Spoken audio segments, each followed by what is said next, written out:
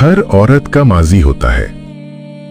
कुछ को जिस्मानी ज्यादती का निशाना बनाया गया, कुछ के वालिदैन मुतशद्दिद थे, कुछ में प्यूबर्टी के मसाइल थे, कुछ से अपने ही खानदान के अफराद यानी चचाजाद भाई वगैरह ने बचपन में ही जिनसी ज्यादती की थी।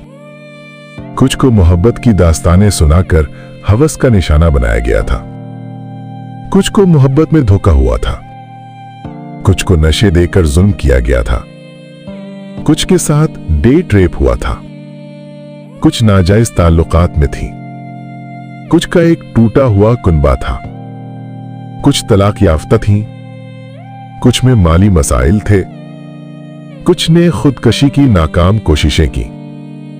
अगर आपको कोई ऐसी औरत नजर आए जो इनमें से किसी भी मसले से गुजर चुकी हो, अपने आंसू पहुंचकर उसने अपने बालों को बांध लिया हो, अपने मुस्तकबिल की तरफ चलना शुरू कर लिया हो क्योंकि उसके अंदर अभी भी कुछ उम्मीद बाकी है, ऐसा किसी भी औरत से हो सकता है।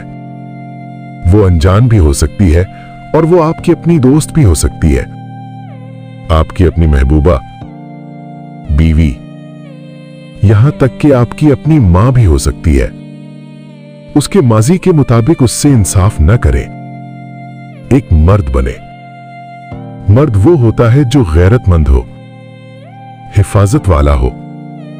गलतियां जब खुदा पाक मुआफ कर सकता है, फिर हम क्यों नहीं।